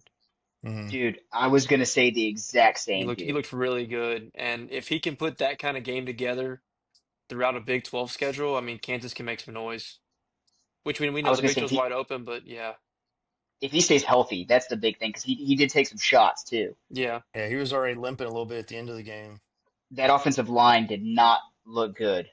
Mm-mm. Um, and if I remember correctly, they're talking about I think Kansas lost their top two targets as well in receiver, and so he's throwing to new guys Hmm. as well. But dude, he looked electric. I mean, Kansas's offense looked very good. Yeah, I mean, I do think Leipold. I think he's a good coach, and I mean, I think he's definitely made them relevant when they've never been relevant. He's made them Big 12 relevant, I should say. But Yeah, I mean, I think he's really gotten the most out of those guys, and yeah, I mean, Jalen Daniels. I mean, 18 for 20, 176 yards, three touchdowns, had 47 on the ground. I mean, kind of like going to Will's point about Avery Johnson, like that's what you expect out of like a guy like that. But then Jalen Hmm. Daniels, like that is like part of their offense is him being mobile. So I thought he looked sharp. Yeah. Also, Defense Fresno looked State just defense bad. looked pretty good too, and Yeah. I mean, yeah, again, I think I Fresno not going to be very good, but Mm-mm. still, I mean, you got to go out there and play the game. So they made EJ Warner pretty uncomfortable back there. Yeah. Um, threw a I say couple Kurt Warner threw a couple Jr. couldn't picks. do it. No, he could not. Hmm. So yeah, a good opening win for Kansas. The biggest surprise this weekend was that UNLV game, dude. Like that was unbelievable. Like I Dude, I like you watched just most kept of that one too. like I kept waiting for like UNLV to make adjustments and like start shutting Idaho State down and like dude like they just kept scoring, just kept them in the game the entire time. Like their quarterback went 30 for 50 with 380 yards threw three picks and they still only lost by a touchdown. It's Dude, crazy. I was just kind of looking back on last week's episode. Dude, we talked about there wasn't even a spread at that time. Like No. that's how big of favorites they were. And dude, it was bad. And if you go down too, if you look at all of the guys that UNLV got out of the portal, I mean, they came from big time programs. I mean, you have dudes from OU, LSU, Miami, South Carolina, UCLA, North Carolina, Arizona, like Arkansas, Utah, and dude, like they were on paper, they should have absolutely destroyed them. Oh, And Dan for Mullen. sure. And Dan Mullen, yeah, Yeah, they I sneaked saw that out, dude. I actually did see the spread. It was 30 and a half. Yeah. 30 and a half, and they, I mean, by the Did you skin of their take it, Brian? teeth. No, so I almost took Idaho State plus 30 and a half, and then I backed out last minute. Oh, I know. And then it went down to 17 and a half. I almost took that too, and I was like, no. I was like, UNLV will end up mm, finding a way, and then just it just stayed close the entire game. that's Yeah, that crazy. for as high as I mean, and I was high on UNLV. They were second to me to be picked to be the group of five playoff team. Yeah. I Oh, think yeah. did did you end up taking them, Lucas? No, I took Tulane. Then okay. I guess it's just we talked about UNLV, but We did. They were uh definitely in the conversation for they were in the sure. conversation. They were going to be kind of sneaky for me because I had a lot of trust in Dan Mullen. Oh boy. I mean, like you say all the time, Lucas, teams are allowed to get better. They better get a lot better quickly because that was a Hmm. rough, Absolutely. rough start. And their Yeah, schedule it's kind of Yeah. pans out. I mean, they got Sam Houston next week, and then they got UCLA, and then Miami, Ohio, and then they roll into conference. So we'll see what happens. Whole lot of changes Long, got to happen. long season, but yeah, they better fix something quick, or it's about to be a long season in Las Vegas. yes. Uh, did y'all watch that Western Kentucky Sam Houston game at all? I didn't watch a second of it. I didn't either. Mm-mm. Western Kentucky I won was more 41 to locked in 24. on the Incarnate Word Nickel State game. Dude, I actually was too. Southland magic going on down there, boys. That As was a a former good game, Southland dude. guy, Yeah. Who was it? Nichols and McNeese? Incarnate Word UIW. Yeah, Oh, Incarnate Word. you And Incarnate got Word it. was ranked number 4 in FCS, going Who away won? favorite to win the Southland. Nichols dominated them, dominated them. Really? Yeah. Look, Wow. I think the UIW offense has been a juggernaut. Granted, they had Cam Ward there a couple years, and Yeah. he's the number one overall pick in the NFL now. But they put up 7 points. It Didn't was Kenny come from there too? yeah, he did. Yeah. so for Southland, massive upset in the Southland. Mm, And that's then nuts. like we said, the showdown in Honolulu to end the first Saturday, Hawaii coming out with the game winning field goal 23 to 20 and Frank Reich's Stanford. debut, not great. No, Mm. no, it was not. Again, as a fan of football, you have no skin in the game. I mean, it is fun to watch games coming down the wire like that. We probably won't mention Stanford or Hawaii again the rest of the season, but you know, it was football to watch, and at least it was close, so it was something to pay attention to. Yeah. Got it. Frank Reich probably enjoyed like his extended vacation going to Hawaii for a week. So there's his That wouldn't extended be yeah. retirement. That wouldn't be a bad place to go play a football game. No, not at all. That's what like I always said. Like it's like bowl, we always say bowl games are meaningless, but if you got to play in the Hawaii Bowl, like that would actually be pretty fun. Just get to Or the go hang out in Bahamas Bowl. Hawaii for a week. Oh yeah, dude. Just go hang out for a week. That'd be fun to do. And that's why I think the bowl games will stay is for all those freaking teams in the north in the freaking middle of winter. Like, you know what? Let's go to Boca Raton, Florida. Go play in the Yeah, Boca Raton Bowl. You know, go see unless you get some. unless you unless you get stuck in the Pinstripe Bowl and have to play in Yankee Stadium, Yeah, then you're just exactly. like out of luck. Like, Coach, do we have to? Yeah, I'm opting out just because I don't want to play in that again. Yeah. Oh man. All right, let's roll into to our 5 games of this week. So Oh we'll yeah. send out our 5 games every week. We'll start with our pick'ems, and we'll see how everybody does throughout the year. So let's start with our first game, which we won't necessarily go in game time order. We'll just go in order. Our first game that we'll start off with is TCU and North Carolina Is for that the in Fort finals. Worth? No, it's at UNC Oof. on Monday night. So we'll actually have next week's episode before that game even happens. Mm. Keep the But suspense yeah, going. it's on a Monday. So TCU is I don't think I currently like that. three-point favorites. Mm. Lucas, who you got? Oh God, I didn't want to go first. I'll go. I'll go first. Yeah, go ahead, Go Will. ahead. Let me let it brew for a second. TCU. I That's I it. think UNC is going to be awful. I think UNC is going to be awful. I can't name you a single player. They brought in so many transfers. Bill. They got Bill Belichick. They got Jordan Hudson. It's a freaking comical show going on in Chapel Hill. If this works, I will be shocked. TCU actually is not a bad team. Josh Hoover's a top end of the Big 12 quarterback in a very good quarterback conference. Good in the essence of decent quarterback play, not like NFL talent good, but just good quarterback play.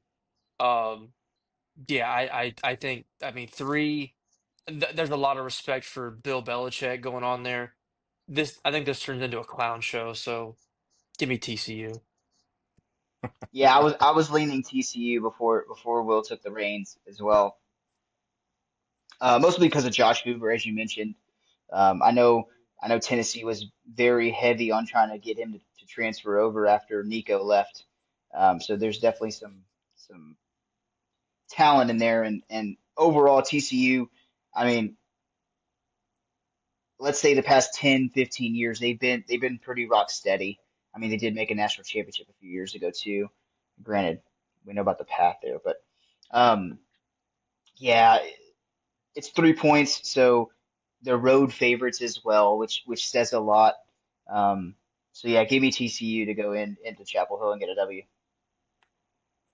Yeah, I'm going to take TCU as well. I mean, I don't remember if I picked TCU as my dark horse or not, but I do think that they're going to be pretty good this year. So, yeah, and You then did, North Brian. Carolina, yeah, North Carolina is going to be very interesting. So, we'll see what happens. But I mean, I think especially first game, I think TCU definitely wins this one. So This is honestly like just looking at the graphic right now. This is Brian's battle of the dark horses that's right, because dude. he has North Carolina as the dark horse in the ACC as well. That's So right.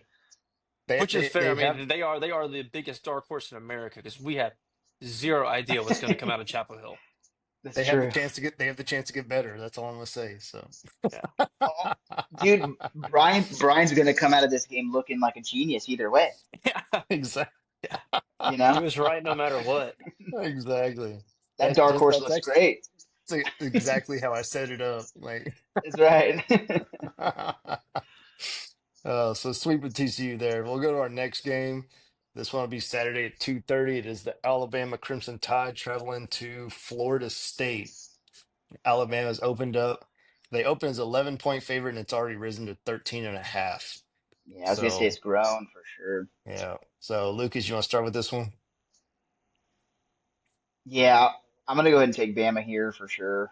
Um, I think we talked about it in the ACC preview. If if Florida State keeps this within one score, it's a win for them. If they keep this game close, um, I honestly don't see that happening just because of how good Alabama's defense is going to be.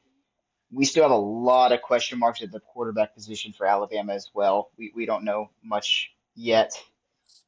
And so I don't know how many points are going to be scored in this game um, with how good Alabama's defense is. Um, but I do think Alabama goes in there and honestly, they probably cover the 13 and a half in my opinion. Yeah, that was kind of my thought as well. I mean, I don't really trust Mike Norvell. And I mean, I know they had that one good year in 2022, but if you look at historically him as a head coach around all that, I mean, I just don't know how good of a coach he really is. And again, like it's just last year was a transfer disaster, and I think they will be better than last year, but I mean, I don't know how much better, but I mean, I think Alabama is just going to be too much for them going in. So I would take Alabama and the points. So Yeah, I mean, we're all pretty lockstep here. As many questions as we have about Ty Simpson in Alabama, the fact that Florida State went to Boston College's quarterback who got benched midseason tells me all I need to know about what to expect of Florida State's offense, which is not a whole lot. I mean, their defense will probably be okay. They usually are, but I don't see how they win this game. And I'm with y'all.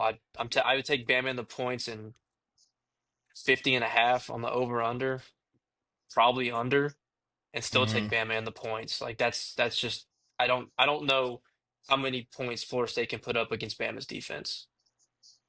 no. Um, Tommy Castellanos also said earlier in the summer that they didn't have Nick Saban to save them in the first game. Oh, So yeah, I I feel forgot like about that. I feel like that's like a lot of bulletin board material there for Alabama.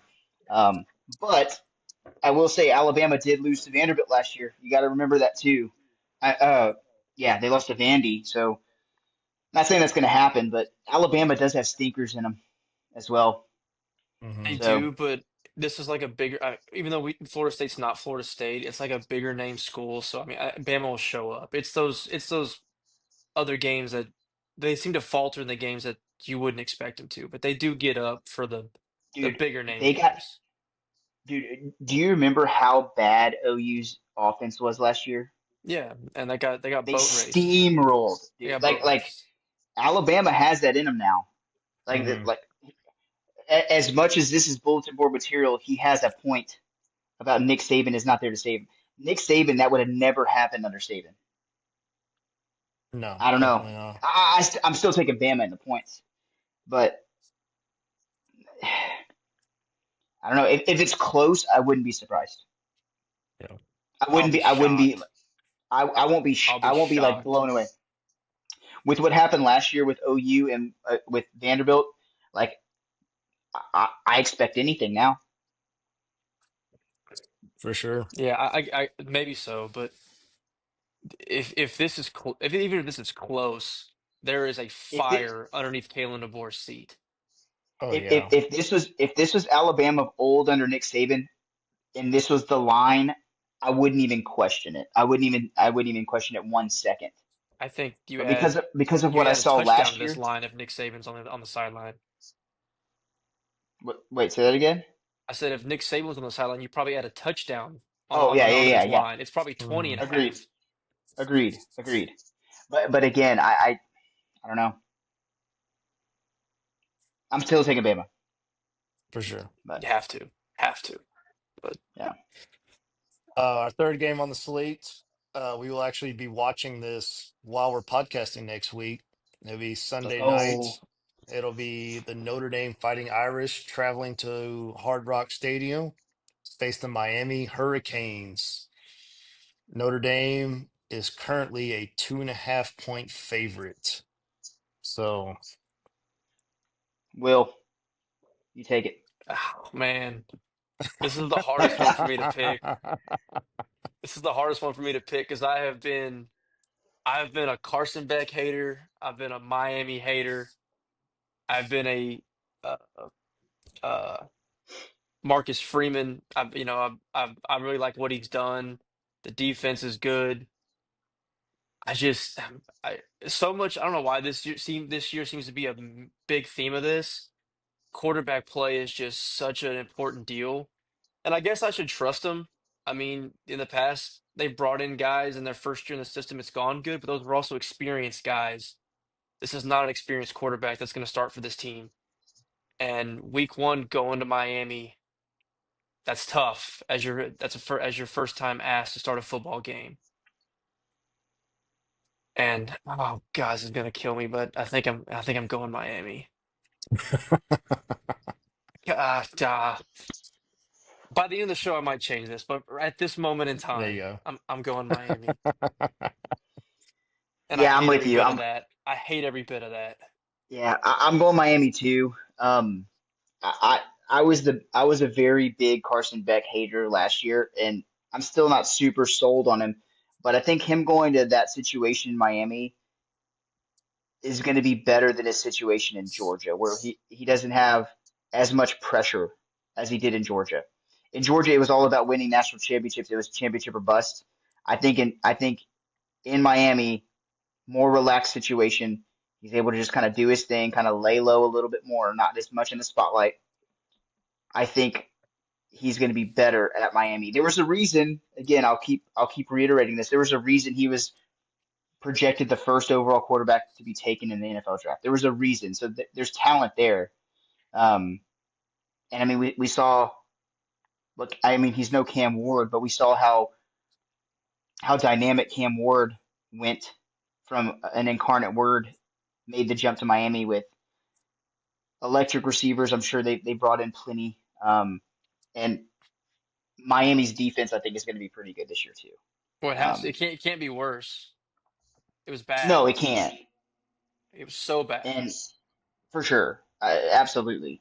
Um, so I don't know. I don't know how I feel about Mario Cristobal to be honest, but like you said too, Notre Dame has too many questions in my opinion, and honestly, Notre Dame needs to be careful because they could have three losses in their first four Yeah, games Notre if they're not Dame's careful. I think, gonna just ride Love as far as he'll take them.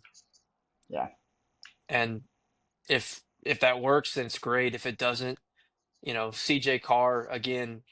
This is your first start on the road at Miami. Not saying Miami's just some impossible place to go play, but like yeah, that wouldn't be my pick of to have my quarterback start his first game at. for sure. Yeah, Miami hired Minnesota's defensive coordinator, brought him in this year, and I mean we know what Minnesota defense is Mhm. typically like, so I'm kind of playing it on that a little bit too, just a little bit more improved. Just so we're not all the same across the board, I'm going to take Notre Dame. So uh, It's not bad, I'm Brian. I like, mean, this is probably a coin flip, Yeah, but well, I was going to say, like, I have a lot of question marks with Carson Beck, and I also have a lot of question marks with Cristobal, just what kind of coach he really is. So just always going to question stuff like that. I know there's a lot of question marks because Notre Dame lost a lot, but I still think that they have the potential and the talent on that team to go in there and still, like you said, Hard Rock's not one of those stadiums that's like a top. They're not seen as one of the top 10 stadiums, like hardest to go in and win in. So I mean, yeah, it is a tough situation for your first ever start. So I think there is potential for them to go in there and I guess it wouldn't technically be an upset, but get a big win in that situation. So I'm gonna take Notre Dame. So Catholics versus convicts. that's right, man. Old school. I just realized our pick'em this week is super ACC heavy. Yeah, Well, let's keep rolling. So our next one was be Saturday night in Death Valley, and it's going to be LSU at Clemson. So Clemson is currently a 4-point favorite. And it has stayed steady at that too. yeah. Um, as much as I want to be a homer, I'm going to pick Clemson in this game. Um, I think just based off of LSU's track record in openers since the turn of the decade, they just can't do it. They literally lost to UCLA, lost to Florida State twice. Um, yeah, I'm gonna go ahead and pick Clemson. I hope I'm wrong. I hope I'm dead wrong. Um, I think LSU is going to be very good. I think it's going to be close. I hope it's close. Um, but Clemson's going to be very good on the defensive side of the ball. Klubnik's obviously we know what we're going to get with him. Um, the receivers were young last year, much more improved. So if this was in the other Tiger or in the other Death Valley in Tiger Stadium, I might change my tune. But it being a true road game, they're going to be up for it. It's going to be loud. Um, yeah, I'm going to take Clemson to win this game. Unfortunately, I'm trying to win. Yeah. I'm gonna take I'm gonna take Clemson as well, just because all the reasons you've said. And I think, well, I mean, we've said on the podcast before, this is going to be one of Dabo's most talented teams he's ever had. And so I really think that they're between the talent and then just being up for the game, being at home. I think there's just a lot of things. I could see it end up being a 3-point game where it becomes very close there at the end, just because, I mean, I think LSU's defense is going to be a lot more improved and their offense is going to be electric. We know that. So I think it could definitely come down to the wire and be and definitely cover the 4 points, but I think Clemson finds a way in the end. So Yeah. I hate it for the graphic, but as we're all kind of picking for as tough as these games seem to be, we're all kind of picking the same thing. But Clemson should be very, very good. I think LSU is going to be good. I mean, I think they'll rebound from this and have a fine season. I picked them to make the SEC title game, which is a lot considering what the SEC is. But yeah, I mean, I've said it before. I think Clemson's going undefeated. It's a tall, tall, tall task to go on this road first game of the season with this Clemson team. If this was last year's Clemson team, I probably would pick LSU, even though LSU's team wouldn't be. But it's not. It's Clemson brought so much back. They're returning every premier skill position on the offensive side. The defense has two probably top 15 picks. It's too much to ask LSU to go in there and win this game. So I'm taking Clemson. I will say if LSU somehow does win, like this could be one of those years, like we talked about, where They just this run is it. one of those. Yeah, yeah, yeah. Like 20. Not saying as dominant as 2019, but I mean, there's the opportunity for it for sure. Yeah. Yeah. The team is there. definitely. And then the marquee game of the year or of the week, I should say, is college game day, traveling down to Columbus, Ohio. Number one versus number two, Texas at Ohio State. Ohio State opens as 2.5-point favorites, and there is now 1.5-point favorites in Columbus. So, Will, you want to start God dang it. Yeah. Uh, it? oh man. I've oh gosh. I've been saying Texas for so many weeks, and right before I was just about to say Ohio State. I'm trusting Arch a lot. I'm trusting to be the guy that everybody's saying that he's supposed to be. They both lost a ton on both sides of the ball.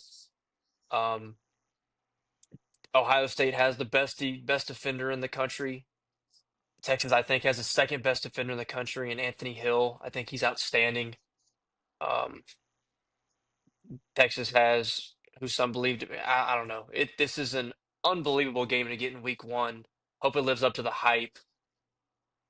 They're both essentially. I mean, Arch has played some, not a lot, nothing of this magnitude. Sands obviously never played of anything like this. It's at Ohio State. I'm taking Texas. I've been saying it too much. I'm taking Texas. Yeah, I'm going to go ahead and take Texas too. I think this graphic's going to be pretty. Awful, Yeah, awful. this is not going to be a good graphic. It's going to be yeah. But I'm taking Texas because I think Ohio State, obviously, with the recruiting classes, with their transfer portal additions, all that good stuff. You just can't lose that many players to the NFL draft and come out and expect to be as dominant as early. By the end of the season, they may be kind of back to where they were last year. It could absolutely be the case, but right out the gate like that, I just don't see it happening. And we kind of saw it with Michigan, right? Michigan when they won the national championship, they were relatively dominant. They lost so many to the NFL and came back, and they just weren't the same team last year. And I'm not saying that Ohio State's going to be that at all, but because Michigan's quarterback play was absolutely atrocious last year. But they lost so much to the NFL. Like you can't just lose that much talent and that much starting talent and experience and expect to just bounce right back. Texas has enough coming back on the defensive side of the ball to be able to dominate. I feel like any team that they play. Um, and so with for that reason, I'm picking Texas to win. And honestly, I wouldn't be surprised if they win by 10. If I'm being honest. Yeah, unfortunately, I'm not going to help the graphic at all, and I'm going to pick Texas as well. Um, I think Texas defense is going to be really, really good this year. Um, I'm not going to say Arch is going to live up to the hype in week one, but I do think he's going to do enough to really open up the offense and give themselves a chance. The biggest question mark I have for Texas, and we even talked about this in the conference breakdown, was is what their offensive line is going to look like. Are they going to be able to hold their own against, Ohio State's physical front guys and be able to run the ball? Because if it comes down to Arch having to take over the game and win it, they're going to be in a lot of trouble. Yep. So it's just a matter of whether they're going to be able to run the ball and maintain a balanced offense, and also is Sark going to avoid making those panic mistakes of where he tries to do too much and just like we've said about Texas before, is like just stick with what's working and keep pushing forward, even if it's not working at first. Don't give up on it. So it's just if he can find a way to stay consistent, then I mean I think they have a good shot. Um, I'm sure y'all saw it too, but they also showed the graphic where every five-star quarterback that has started against the number one team in the nation has is 0-4. So there's four quarterbacks prior that they're starting against the number one team in the nation. They've all lost. So Mm, yeah. so we'll see if that stays Uh, consistent. I think you make a really good point about running the ball too, Brian. If the only way that Texas can generate yards on the ground is by Arch running the ball, they're going to be in a lot of trouble. They Absolutely. Um, shouldn't. I mean, they have a pretty good running back room. they do, but I mean, they also have a very young offensive line True. and replacing a lot, and so Yep. that's where it comes down to, right? You can have Adrian Peterson back there, and if your line isn't like if they're getting blown off the ball every play, which Ohio State, I mean, you have dudes in there. Caleb Downs is a monster. Like I don't know. I'm sure they're going to run away from him every time, but On the flip side, I'm sure it's some five stars, don't know his name, but like Ohio State has brand new running backs, and they yeah. lost two high round picks, Hmm. and you have a first time starting quarterback. Yeah, you have an otherworldly talent in Jeremiah Smith, but if you think Texas is going to let him beat them, then you got something else coming. Like they're Yeah. that is priority number one. Yep. So they're going to force them to run the ball. They're going to force their second, third, which they're still good wide receivers, but they're not going to let Jeremiah Smith beat them. No. All right. Well, we have one differing pick, and that's just because I wanted to change it up a little bit. So. Yeah, I didn't expect it. I didn't expect it. I thought there was going to be I thought there was going to be something. I thought TCU North Carolina could be a coin flip, I did I thought Lucas might go homer, even though he's told us before he Nah. thought they would lose the game. So I shouldn't have thought that, but Yeah. it'd be interesting Until to see they what prove me everybody else otherwise. thinks. Until they prove Yeah, me otherwise, in that's openers, fair. like I'm not gonna pick them That's because fair. LSU turns out LSU has Clemson again next year to open the season. It'll be at home, but we also won't have Nussmeyer. They won't have Klubnik, but yeah, I don't know. We'll see. All right. That's all I got, guys. Dude, I'm so excited for this Week one. week's games, man. Is Yeah, here. The big week is it's gonna be finally awesome. here. Sending off Finally, Lee Corso for the final time. So So man, did y'all watch the Not So Fast? I didn't. no, I I didn't see did. it. I did. It was I couldn't. yeah. I couldn't bring myself to do it. Oh, yeah. It for the most part it's really good. There is one point where I was like my entire childhood just came flooding Yep. back. Yep. Just Can't came do it. and there's going to be a lot of that Saturday because I mean I'm watching game day for this. I mean, you have to. Oh, Oh for yeah. sure. But yeah, they're going to try to make it a joyous day, but it's going to be a very sad day. Turning into Yes. an Kirk awesome day, but a Herbstreit's very probably very gonna be sad crying the start. entire But time. dude, I'm not Yeah. gonna lie. I'm a 29-year-old man. I'm probably gonna shed a tear. Yeah. I'm not gonna lie. End of an era, boys. It Hmm. needed to happen. It needed to happen. You know, Yeah. Oh yeah, it was long overdue. That's for sure, man. Father Time's undefeated, Yeah. but it's still sad. Oh yeah, for sure. So, all right, guys, it was a good one. All right. Well, we appreciate everybody watching. Continue to like, subscribe, share, tell your friends, tell your family. We'll continue to put out our clips on TikTok. Keep watching, repost those, share with your friends, get people to like us, follow us. We just want to be friends with you. That's all we really want in life. So watch our videos, and until next time, we'll see you next week. See you.